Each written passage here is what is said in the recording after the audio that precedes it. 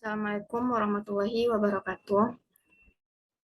Firstly, I want to introduce myself. My name is Wanda Lestari with student ID number 200022120.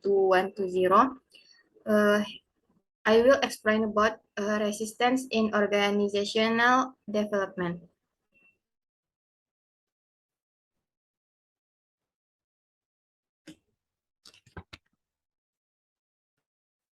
As for the topic of our discussion, this time there are three.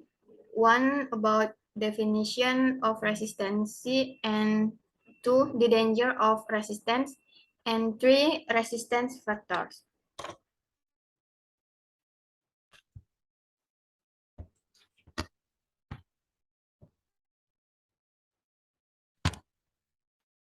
Okay, the first material about a definition of resistance.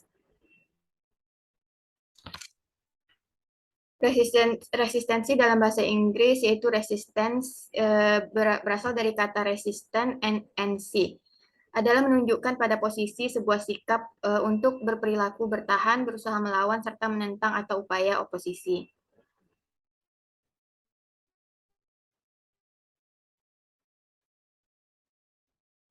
Nah, jadi resisten itu adalah perilaku bertahan atau menolak untuk berubah yang ditandai dengan munculnya reaksi emosi negatif terhadap perubahan tersebut.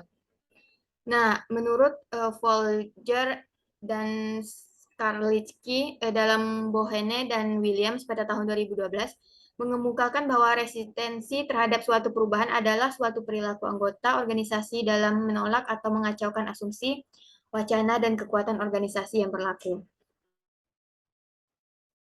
Menurut Nugroho, pada tahun 2015, resistensi atau penolakan pada perubahan pada umumnya akan terjadi ketika ada sesuatu yang mengancam nilai seseorang atau individu. Nah, ancaman tersebut bisa saja real atau sebenarnya hanya suatu persepsi saja. Dengan kata lain, ancaman ini bisa muncul dari pemahaman yang memang benar atas perubahan yang terjadi atau sebaliknya karena ketidakpahaman atas perubahan yang terjadi.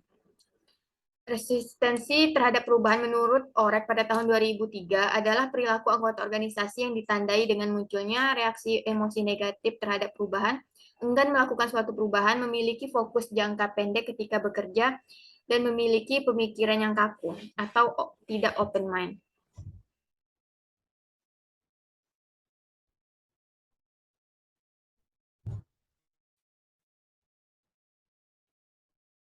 Nah, menurut Jendi pada tahun 2002, mereka yang menentang perubahan ini terdiri dari berbagai pihak yang dapat dikelompokkan menjadi yang pertama itu orang yang tidak paham bahwa perubahan sebagai sesuatu yang baik. Yang kedua, orang yang tidak mampu beradaptasi dengan perubahan, bahkan melihat perubahan rumit untuk dipelajari. Yang ketiga, orang yang tidak yang terikat dengan adat kebiasaan atau nilai-nilai lama. Nah, yang keempat, orang yang sudah mapan akan kekuasaan dan alokasi sumber daya yang sudah ada. Yang kelima, orang yang tidak dilibatkan dalam mengambil keputusan untuk melakukan perubahan. Yang selanjutnya itu orang yang berpendapat bahwa lembaga belum siap dalam menghadapi perubahan sehingga harus ditunda. Dan yang terakhir yaitu orang yang berpendapat bahwa syarat-syarat untuk keberhasilan perubahan belum terpenuhi. Nah, jadi dapat disimpulkan bahwa resistensi ini adalah perilaku bertahan atau menolak untuk berubah yang ditandai dengan munculnya reaksi emosi negatif terhadap suatu perubahan. Nah, the next material I will explain about the danger of resistance.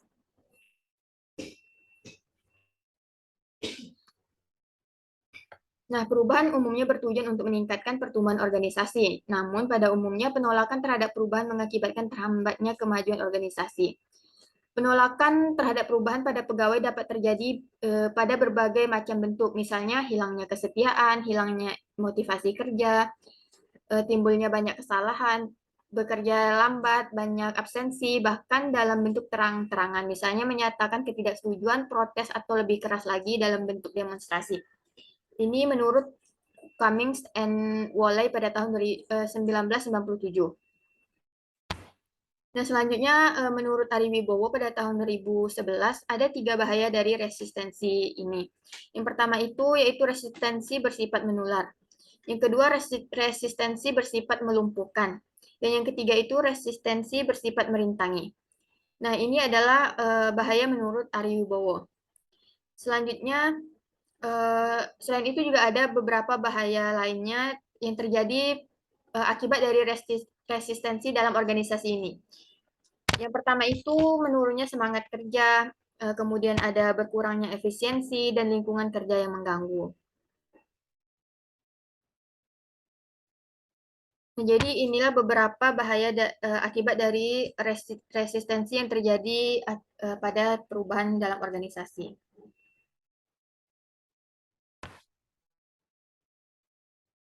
And next material about resistency factors.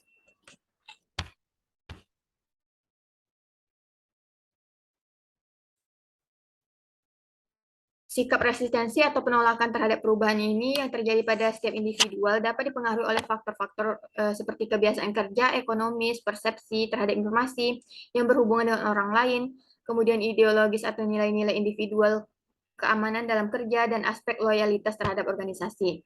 Nah, kemudian menurut Robbins pada tahun 2003, ada beberapa faktor yang menyebabkan terjadinya resistensi dari karyawan terhadap perubahan. Di antaranya itu, yang pertama itu ada habit atau kebiasaan. Yang kedua itu ada rasa aman. Yang ketiga faktor ekonomi. Yang keempat takut terhadap ketidaktahuan atau fear of the unknown.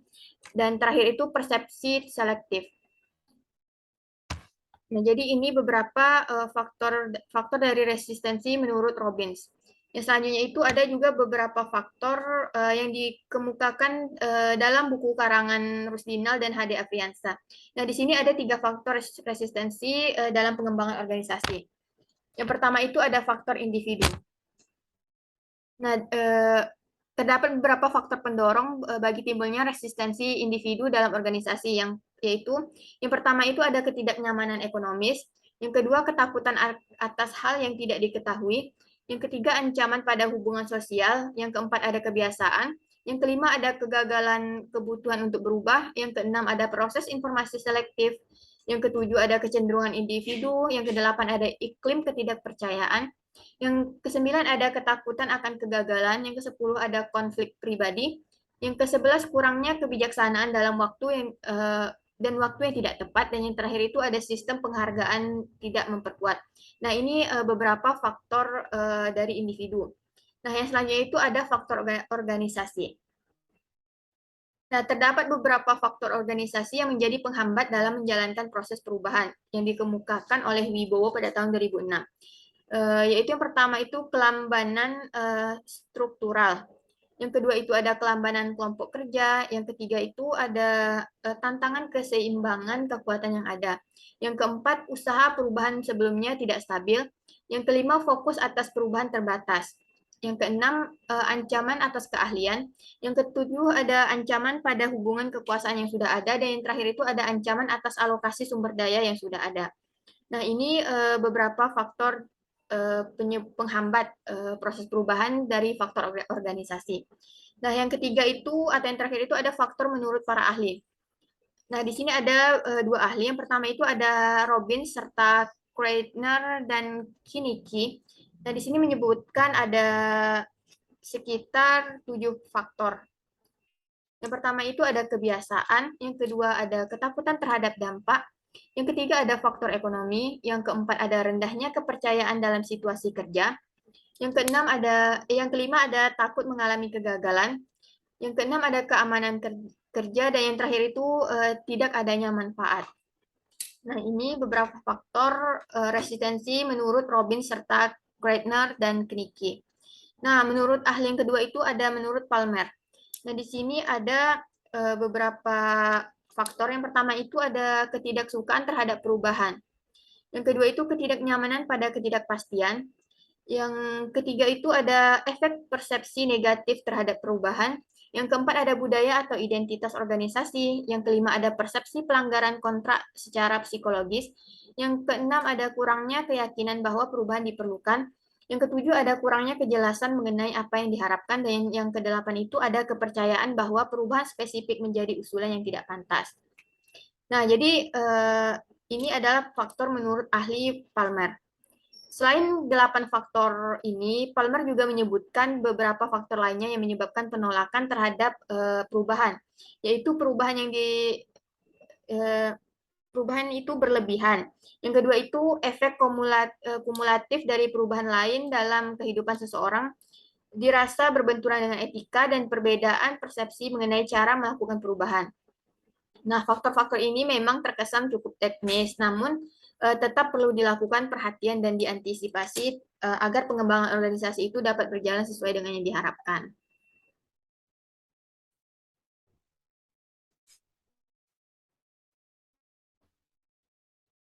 Nah, jadi dari beberapa pembahasan sebelumnya, maka dapat kita simpulkan bahwa resistensi itu adalah perilaku bertahan atau menolak untuk berubah yang ditandai dengan munculnya reaksi emosi negatif terhadap perubahan. Nah, untuk bahaya yang ditimbulkan akibat resistensi ini sangatlah banyak. Salah satunya itu dapat menurunkan semangat kerja, berkurangnya efisiensi, dan lingkungan kerja yang mengganggu. Serta juga ada tiga bahaya lainnya, yaitu resistensi ini bersifat menular, kemudian bersifat melumpuhkan, dan bersifat merintangi. Kemudian ada faktor-faktor yang menyebabkan terjadinya resistensi ini, diantaranya itu ada habit atau kebiasaan, rasa aman, faktor ekonomi, takut terhadap ketidaktahuan, kemudian ada persepsi selektif.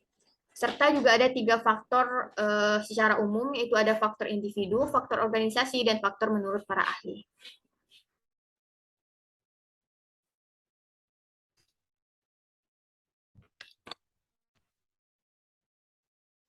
Okay, that's all for me.